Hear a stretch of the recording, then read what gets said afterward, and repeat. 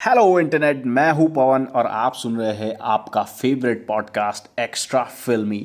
और आज हम बात करने वाले हैं उस फिल्म की जिसने रिलीज़ होते ही धमाका मचा दिया है, तूफान खड़ा कर दिया है। जी हाँ, हम बात कर रहे हैं पारंजीत की, सारपाटा परम्बरई की। कमाल की फिल्म लगी मुझे ये, बॉक्सिंग बैकग्राउंड पर बनी है। रिसेंटली तूफान भी इसी सब्जेक्ट पर बनी थी।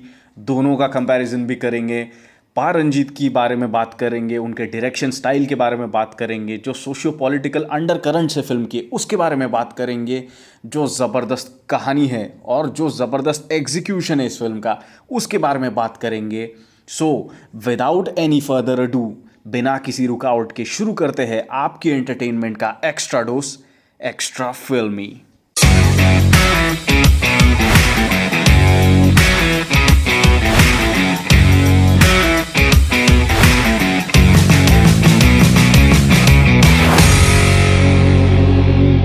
सबसे पहले इस फिल्म के बारे में जिस चीज़ ने मुझे आकर्षित किया वो था इस फिल्म के डायरेक्टर पा रंजीत, क्योंकि पा रंजीत जो है फ़िलहाल काम कर रहे सबसे इम्पॉर्टेंट डायरेक्टर्स में से एक है, क्योंकि उन्होंने एक तरह से एक पैरेलल जॉनर ही शुरू किया है बहुजन सिनेमा का। उन्होंने काला कबाली जैसी फिल्में बनाई जिसका बाय प्रोडक्ट है आसुरन और कर्णन जैसी फिल्में अब जो बन रही है, परियूरम पेरुमरल जैसी फिल्में, जिनमें अब क्लियरली एक बहुजन नायक जो है या एक बहुजन सिनेमा है, बहुजन जो कल्चर है उसे सेलिब्रेट किया जा रहा है। No longer there is those people जिन पर अत्याचार हो रहे हैं या जो पिट रहे हैं, मार खा रहे हैं। We are past that and that's a very pleasant sight to be at, like to be at this point. It is very exciting, क्योंकि अब तक हमें सारपाटा परम्बरई जैसी फिल्में नहीं देखने को मिलती अगर पा रंजीत जैसा डायरेक्टर सामने नहीं आया होता था। और इस फिल्म की वजह से, इस डायरेक्टर की वजह से बहुत सारे पॉजिटिव चेंजेस आए हैं इंडियन सिनेमा में इन टोटलिटी। इसकी वजह से फिल्म इसकी वजह से ये डायरेक्टर मैं कहूँगा मुझे बहुत इम्पॉर्टेंट लगते हैं, बहुत इंटरेस्टिंग लगते हैं। लेकिन ये हुई डायरेक्टर की बात। इम्पॉर्टेंट ये है कि वो किस तरह की फिल्में बनाते हैं। सो बात करते हैं सारपाटा परम्बरई की। ये फिल्म है बेसिकली बॉक्सिंग बैकग्राउंड की फिल्म है। ये मद्रास में 70s में जब बॉक्सिंग हुआ करती थी तो किस तरह का माहौल हुआ करता था, किस तरह के गैंग्स क्लैन्स हुआ करते थे और अलग अलग एरियाज़ के अपने अपने गैंग्स हुआ करते थे जो एक दूसरे के साथ राइवल्स थे। और ये उनमें से एक क्लैन की कहानी है जिस क्लैन का नाम है सारपाटा, और उनका एक राइवल क्लैन है जिसका नाम है इडियप्पा, जो हमेशा से मेन इवेंट मैचेस में सारपाटा के बॉक्सर्स को हराता हुआ आया है। और सारपाटा का जो मेन कोच है रंगन, उसके दिल में ये खल है कि उनका कोई बॉक्सर आज तक इडियप्पा के क्लैन के बॉक्सर को हरा नहीं पाया है। जो वेम्बुली उनका मेन बॉक्सर है उसे आज तक कोई हरा नहीं पाया है इनके क्लैन की तरफ से। और हर साल सारपाटा की तरफ से एक रेसलर, एक बॉक्सर जाता है और वो हार कर आता है बेसिकली। और किस तरह से एक नया कंटेंडर खड़ा होता है और क्या होता है आगे कहानी में, दैट्स बेसिकली सारपाटा परम्बरई। बॉक्सिंग की फिल्में जो है काफ़ी सारी बनी हुई है इंडिया में, और लार्जली उनका फॉर्मेट बहुत ही सिमिलर होता है कि किसी गुंडाई के बैकग्राउंड से एक हीरो आता है और फिर उसे बॉक्सर बनने की चाहत जगती है, and then there is this dilemma कि उसे गैंगस्टर बनना है या प्रोफेशनल बॉक्सर बनना है। और मोस्टली इसी के अराउंड इर्द गिर्द घूमती है बॉक्सिंग की फिल्में।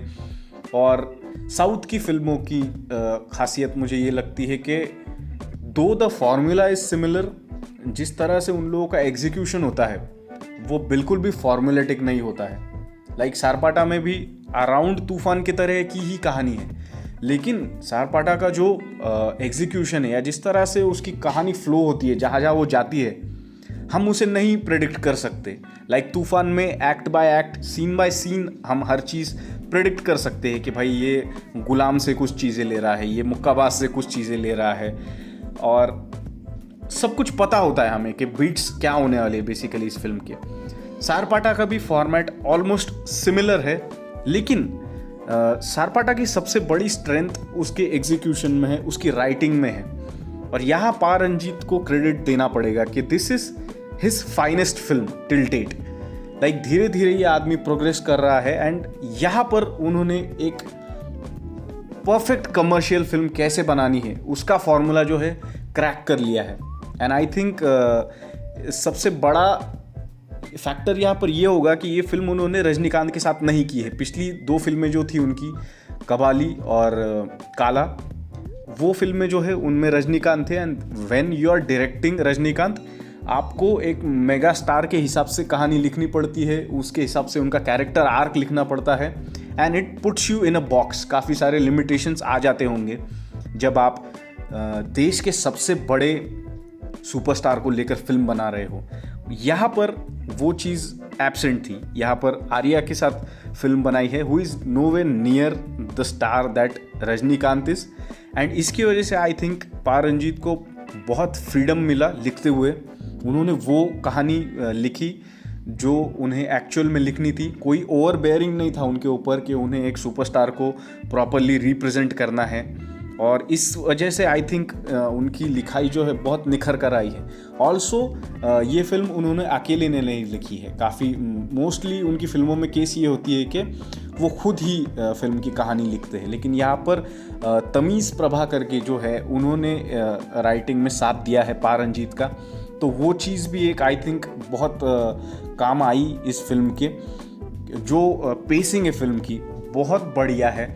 और 3 घंटे की फिल्म है ये, लेकिन डिफरेंट फेजेस में बटी हुई है। अलग अलग दौर है कहानी के अंदर कैरेक्टर के, और उसकी वजह से जो है ये लेंथ जो है हमें कभी फील नहीं होती देखते हुए कि ये 3 घंटे की फिल्म हो गई, क्योंकि अलग अलग फेजेस में से जा रहे हैं हम।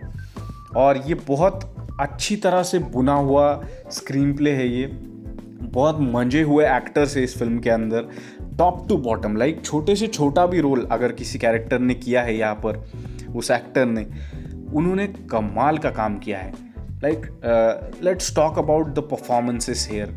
रंगन, जिन्होंने पशुपति ने रंगन का रोल किया है, जो कोच होते हैं कपिलन के, इतना कंट्रोल्ड कैरेक्टर प्ले किया है उन्होंने ये करते हुए कि he is not giving away many emotions. Like mostly he is angry, he is very restricted, but उसी limitations के थ्रू, फेशियल एक्सप्रेशंस के थ्रू उन्होंने बहुत कमाल के तरीके से अपना कैरेक्टर जो है उसकी इमोशंस कन्वे किए हैं। लाइक पहली मैच में जब उनका बॉक्सर हारता है एंड जो जीतने वाली टीम है वो उनको बुली कर रहे हैं, उनको टॉन्ट कर रही है, और इनकी टीम के लोग जो है रंगन के, they are getting angry, they are getting pissed off.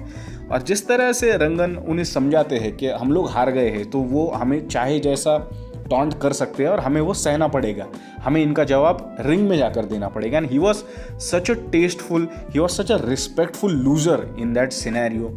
और ये चीज़ थ्रू आउट कंटिन्यू होती है कि सारे ही कैरेक्टर्स जो है उनका जो मोटिवेशंस है वो बहुत सटल तरीके से फिल्म के अंदर आता है। कहीं पर भी वो उस चीज़ को ऑब्वियस नहीं बनाते कि मैं इस तरह का कैरेक्टर हूँ, मैं उस तरह का कैरेक्टर हूँ, और मल्टीपल शेड्स है हर कैरेक्टर को। मोस्टली ऐसा हम जनरलाइज नहीं कर सकते इस फिल्म के कैरेक्टर्स को कि ये अच्छा इंसान है या ये बुरा इंसान है।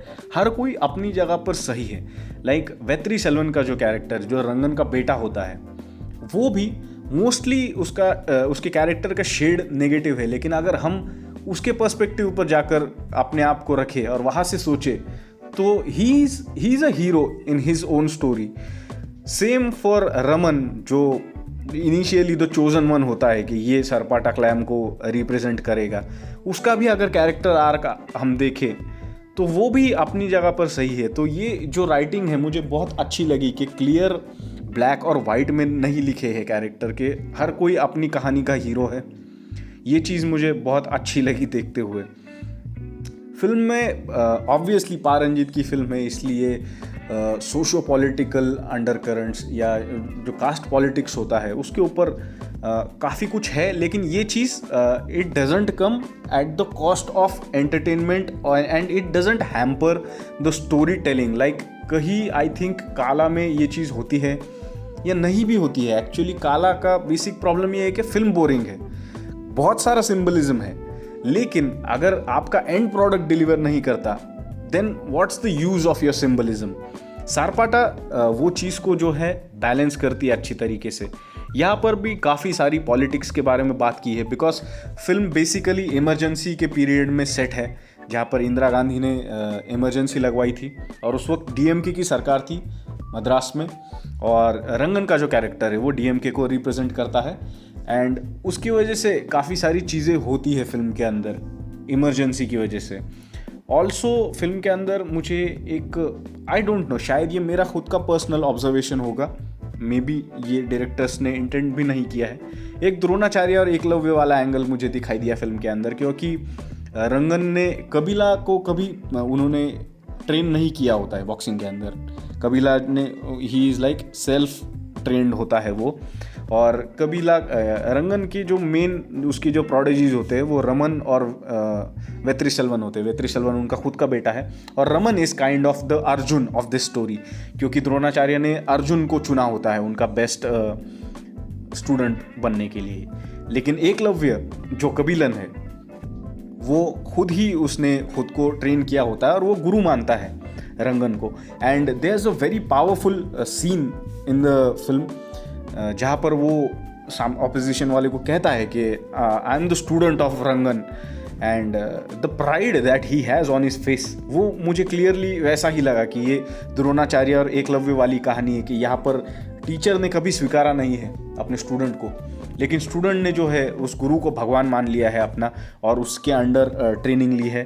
बट यहाँ पर एक अच्छा ट्विस्ट होता है कि रंगन जो है एक्सेप्ट करता है इस एकलव्य को, मच लाइक कर्णन, जो एक अलग तरीके से सेम नैरेटिव को दिखाने की कोशिश करती है।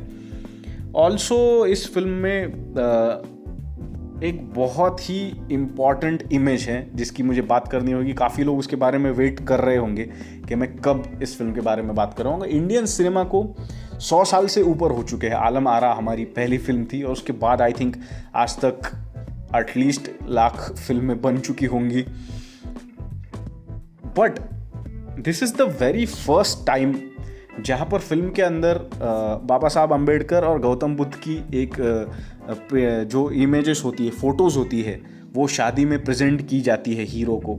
And this is such a celebrated moment. मैं 2 दिनों से ट्रैक कर रहा हूँ सोशल मीडिया पर और हर जगह पर इस चीज़ की बात हो रही है कि this is a very pleasant site. And I was so happy कि इस तरह का रिप्रेजेंटेशन फाइनली मिल रहा है माइनॉरिटीज़ को, शेड्यूल्ड कास्ट, शेड्यूल्ड ट्राइब वाले लोगों को। And I was clamouring for this कि इस चीज़ को जनरलाइज किया जाना चाहिए कि this is as general as anything you see in the movie. Like मंगलाष्टक जब पढ़े जाते हैं, या जब 7 फेरे होते हैं, या मुस्लिम वेडिंग्स में जब कबूले कबूले कबूले कहा जाता है, या जब क्रिश्चियन वेडिंग्स में जब फादर पूछता है कि किसी को कोई ऑब्जेक्शन हो इस फिल्म के बारे में, तो इस कपल के बारे में, इस शादी के बारे में, तो पता है now I pronounce this them as man and wife. उसी तरह ये उतना ही नॉर्मल है कि बाबा साहब और गौतम बुद्ध के फ़ोटोज़ वहाँ पर दिए जाते हैं। उनको एक कल्चर सेलिब्रेट किया जा रहा है, एक कल्चर को नॉर्मलाइज किया जा रहा है कि this is as similar to what you do. Like ये लोग एलियंस नहीं है, ये कहीं बाहर की दुनिया से नहीं आए हैं, और ये हमेशा लुटते पिटते नहीं रहते हैं। इन लोगों की भी नॉर्मल लाइफ होती है और हम इनकी कहानी दिखाना चाहते हैं, और ये लोग कितने सिमिलर है आप लोगों से। तो ये चीज़ मुझे बहुत इम्पॉर्टेंट लगी। वो जो सिम्बॉलिज़म था वो बहुत इम्पॉर्टेंट लगा मुझे। इस फिल्म में एक बहुत क्रूशल एक डायलॉग सीन होता है जहाँ पर कबीला का जो एक दोस्त होता है वो उसे एनकरेज करने की कोशिश करता है और कहता है कि हम जैसे लोगों को बहुत सारी अपॉर्चुनिटीज़ नहीं मिलती और ये हमारा वक्त आ चुका है अब। और बैकग्राउंड में we see a painting of Baba Saheb Ambedkar, and that was such a powerful image कि नीचे सबटाइटल लिख के आ रहे हैं कि हम जैसे लोगों को इतनी अपॉर्चुनिटीज़ नहीं मिलती और अब हमारा टाइम आ चुका है। And you see the symbol of power, of struggle, of equality, doctor Baba Saheb Ambedkar in the background of that film, of that shot, and it is such a powerful image. Also Gautam Buddha की जो स्टैचू होता है, मूर्ति होती है, वो कई बार फिल्म में दिखाई देती है। वो मूर्ति बैकग्राउंड में है और उसके फोरग्राउंड में कहीं पर कबीला जो है बॉक्सिंग प्रैक्टिस कर रहा है। तो Gautam Buddha stood for ahimsa, he was all about peace, and Kabila is practicing boxing in front of it. That was such a interesting dynamic. Like इस तरह की इमेजेस जो है मुझे बहुत इंटरेस्ट करती है। ऑल्सो इन दी एंड जब क्लाइमैक्स में फाइट होने वाली होती है और कोई एक इंसान आता है और वो कबीला को ब्लू कलर का रोब और ग्लव्स आकर प्रेजेंट करता है और वो कहता है कि तुम ये पहनो क्योंकि तुम आज हमारे लिए लड़ रहे हो और ये सिर्फ तुम्हारी नहीं, ये हम सबकी जीत होगी. That was also a very powerful movement because he wasn't just fighting for himself, he was fighting for the clan that he represents. He was also fighting for the society, for the community that he represents. And I think वो मुझे बहुत interesting चीज़ लगी. Also एक scene है यहाँ पर जहाँ पर धीरे से कास्टिज़म को एड्रेस किया है, जहाँ पर एक कुछ सेटलमेंट वाला सीन होता है और सामने वाला इंसान जो कहता है कि ठीक है मैं सब कुछ भूलने को तैयार हूँ, लेकिन इसे कहो कि मेरे घर पर आकर साफ़ सफाई करे और जब मेरी गाय मर जाएगी तो उसके कारकस को जो है वो डिस्पोज कर दे, साफ़ कर दे, और अगर मुझे उसकी उसकी सर्विस अच्छी लगी तो मैं सब कुछ माफ़ कर दूंगा. So this is very silently saying के दलित क्या काम किया करते थे, या ये जो हायर सोसाइटी, हायर कास्ट के लोग हैं वो कहाँ देखते हैं शेड्यूल कास्ट के लोगों को. तो ये एक चीज़ है, धीरे धीरे बहुत सटल तरीके से, कहीं थोड़े इन द फेस तरीके से एड्रेस किए हैं पा रंजीत ने फिल्म के अंदर, लेकिन ये कभी भी फिल्म की क्वालिटी को हैम्पर नहीं करते हैं. This doesn't comes at the cost of hampering the entertainment value of the film. और ये चीज़ मुझे बहुत अच्छी लगी क्योंकि मतलब अगर आप ये सारी एलिमेंट्स फिल्म से निकाल दे, किसी को अगर सोशियो पॉलिटिकल बैकग्राउंड पता ही नहीं है, कोई अमेरिकन इस फिल्म को देख रहा है, तो भी वो इस फिल्म को उतना ही एंजॉय कर पाएगा जितना बाकी सब लोग करेंगे.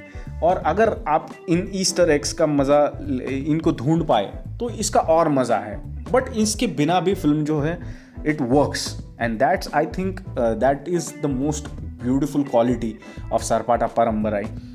तो चलिए फिल्म के बारे में बात करते हैं. फिल्म के बॉक्सिंग सीन्स जो हैं मुझे बहुत बहुत अच्छे लगे. Like the way they are shot, कुछ अलग क्वालिटी है उसके अंदर. सिनेमेटोग्राफी जिस तरह से की है कि कहीं बहुत इंटेंस जूम इन हो जाता है या कहीं जूम आउट करके बिल्कुल रोप्स के बीच में से निकलकर स्पेक्टेटर्स को दिखाया गया है फिल्म के अंदर, या जिस तरह से वो बॉक्सिंग शूट की है इनसाइड द रिंग, वो बहुत इंटरेस्टिंग तरीके से दिखाया गया है. फिल्म बहुत स्ट्रॉन्ग है टेक्निकल एस्पेक्ट्स में. जो कलर ग्रेडिंग की है उसकी, जो ब्राउनिश टिंट मेंटेन किया है, जो पुराना वक्त उसमें दिखाया है प्रोडक्शन डिज़ाइन के थ्रू, वो मुझे बहुत कन्विंसिंग लगा. ऐसा कभी भी देखते हुए नहीं लगता कि ये फेक लग रहा है, कि ये पुराने वक्त में नहीं हो रही है ये फिल्म. फिल्म के अंदर जो कैरेक्टर्स है वो भी मुझे बहुत इंटरेस्टिंग लगे. लाइक पहले मैंने बात की रंगन की, वेत्री सेल्वन का जो कैरेक्टर है वो बहुत ही कॉम्प्लेक्स कैरेक्टर था, और ऐसा नहीं है कि बहुत ज़्यादा स्क्रीन टाइम अलॉट किया है इस कैरेक्टर को, बट जितना भी टाइम उसे मिलता है उसके अंदर वो इतनी ब्यूटीफुल तरीके से उभर के आता है वेत्री का कैरेक्टर, कि क्या उसकी जद्दोजहद है कि वो अपने बाप की नज़रों में लायक बनने की कोशिश कर रहा है कि मैं भी कुछ हूँ, या मैं आपका एयर बन सकता हूँ, मुझे चांस मिलना चाहिए. And somehow he is not getting that chance, and उसका जो फ्रस्ट्रेशन है जिसकी वजह से he goes on a downward spiral. एक बहुत इम्पॉर्टेंट कॉन्वर्सेशन होती है जहाँ पर वेत्री रो रहा है, उसकी वाइफ वहाँ पर इंटरवीन करती है उस सीन के अंदर, और जिस तरह से उसकी वाइफ अपने पति को संभालने की कोशिश कर रही है, उसकी भावनाओं को समझने की कोशिश कर रही है, वो बहुत ही खूबसूरत तरीके से आया है. लेकिन मैंने कहीं पढ़ा कि फीमेल कैरेक्टर्स को कोई स्कोप नहीं दिया इस फिल्म के अंदर, लेकिन आई थिंक आप ठीक से देख ही नहीं रहे थे फिर फिल्म को, क्योंकि ये वेत्री सेल्वन की बीवी का जो सीन है यहाँ पर, या फिर very later in the film जहाँ पर कबीला जो है वो बिल्कुल ही is down and out, and he is been stripped of his manhood. Like वो रो रहा है बुरी तरह से अपने माँ की तरफ, माँ के पास आकर एक कॉन्वर्सेशन हो रही है वहाँ पर, और वहाँ पे उसकी माँ ने और उसकी बीवी ने जिस तरह से उसकी हौसला अफजाई की है, जो वहाँ पर जो एक्सचेंज होता है उनके बीच में, that is such a powerful representation of what this women represent in the life of them main. Like जब एक स्पोर्ट्समैन की बीवी हो आप, तो बहुत सारे अप एंड डाउन्स के साथ आपको भी गुजरना पड़ता है. जहाँ पर वो इंसान डाउन है, आपको उसे बूस्ट अप करना पड़ता है, चीयर अप करना पड़ता है, उसका सपोर्ट बनना पड़ता है। और ये सारे रोल्स जो है इन जो फीमेल कैरेक्टर्स ने बहुत ही खूबसूरत तरीके से निभाए हैं। और कहीं भी ऐसा नहीं लगता कि ज़बरदस्ती फेमिनिज़म दिखाने की कोशिश की है इसके अंदर। वो जो रिलेशनशिप है बहुत ही नेचुरल तरीके से ग्रो करता है, वो चीज़ मुझे बहुत अच्छी लगी। इस फिल्म के अंदर एक कैरेक्टर है कॉल्ड द डांसिंग रोज, और वो भाई साहब इतना इंटरेस्टिंग कैरेक्टर है। जिस तरह से वो मूव होता है रिंग के अंदर, जिस तरह से वो डांस करता है, जो उसकी ऑफेंसिव स्टाइल है कि बिल्कुल पिस ऑफ कर दे उसके ऑपोजिशन को, it will throw you out of your game. क्योंकि बंदा रिंग में आकर लिटरली डांस कर रहा है, लाइक मेटाफोरिकली भी नहीं, he is literally dancing inside the ring. और जो प्री इंटरवल जो मैच होती है कबीला और डांसिंग रोज के बीच में, वो सीन ने तो क्लाइमैक्स को भी एक्लिप्स कर दिया। लाइक क्लाइमैक्स से भी बढ़िया मुझे ये मैच लगा, इतना कमाल का मैच था वो। एंड ये जो कैरेक्टर प्ले किया है शब्बीर ने डांसिंग रोज का, Dancing Rose deserves his own spin off like series और फिल्म। लाइक इतना कमाल का लगा मुझे वो कैरेक्टर। डैडी का भी जो कैरेक्टर था फिल्म के अंदर, केविन का, वो भी मुझे बहुत इंटरेस्टिंग लगा, जो हमेशा इंग्लिश में बात करता है। And he is very cold calm, his demeanour is very calm, और वो हर जगह पर सिचुएशन को जो है काम डाउन करने की कोशिश कर रहा होता है। तो वो एक कैरेक्टर मुझे बहुत इंटरेस्टिंग लगा। Film is about pride. ये एक बहुत ही अंडरलाइंड थीम है फिल्म की, कि ये फिल्म प्राइड के बारे में, लाइक अपने आप को अच्छा फिल्म फील कराने के बारे में, या अपनी कम्युनिटी को रिप्रेजेंट करने के लिए। लाइक ये अपने आप की लड़ाई तो है कबीला की, लेकिन लार्जली वो अपने कोच को रिप्रेजेंट करने की कोशिश कर रहा है, वो अपने क्लैन को रिप्रेजेंट करने की कोशिश कर रहा है, वो अपने कम्युनिटी को रिप्रेजेंट करने की कोशिश कर रहा है। और ये चीज़ बहुत ही पावरफुली कन्वे की है इस फिल्म के थ्रू। कबीला का जो कैरेक्टर आर्क था पूरा, कि किस तरह से वो he moves strength to strength, और बीच में फिर एक डाउनफॉल होता है वहाँ पे। और वो जिस तरह से वो पोर्ट्रे किया है फिल्म के अंदर, लाइक उसका जब डाउनफॉल हो रहा है, he goes on a downward spiral, वो चीज़ एक स्मॉल मोंटाज के थ्रू कन्वे की है, लाइक हार्डली 10 मिनट में। वो चीज़ मुझे बहुत सेंसिबल लगी, कि उस पर ज़्यादा वक्त ज़ाया नहीं किया फिल्म ने, क्योंकि एवरीवन न्यू क्या हो रहा है और क्या होने वाला है। और उसे जिस तरह से उस चीज़ को पेश किया है वो मुझे काफ़ी अच्छा लगा। लाइक यहाँ पर पा रंजीत ने, he has really progressed as a director, as a writer, as a storyteller. और ये it shows in the film, क्योंकि अराउंड 3 घंटे की है ये फिल्म, और यहाँ पर वो डांसिंग सीक्वेंसेस भी नहीं है जो टिपिकली पा रंजीत के फिल्मों में होते हैं, कि 4-5 गाने हैं फिल्म के अंदर और कुछ सब प्लॉट्स चल रहे हैं लव स्टोरी के वगैरह। वो सारी चीज़ें यहाँ पर कट डाउन की है। हार्डली एक डांसिंग सीक्वेंस है प्रॉपर, और बाकी सारे जो गाने हैं वो बैकग्राउंड में ही चलते हैं। ट्रेनिंग सीक्वेंसेस है इस फिल्म के अंदर, वो सारी चीज़ें हैं जो टिपिकली एक स्पोर्ट्स फिल्म में होती है। बट स्टिल जो जिस तरह से एग्जीक्यूट किया है इस फिल्म को, जिस तरह से लिखा है इन कैरेक्टर्स को आई वुड से, लाइक ये कबीला की फिल्म नहीं है अकेले की, ये एक एंसेम्बल फिल्म है, ये एक ग्रुप एफर्ट है, कि ये काफ़ी सारे लोगों की कहानी है, एक गट की कहानी है, एक ग्रुप की कहानी है।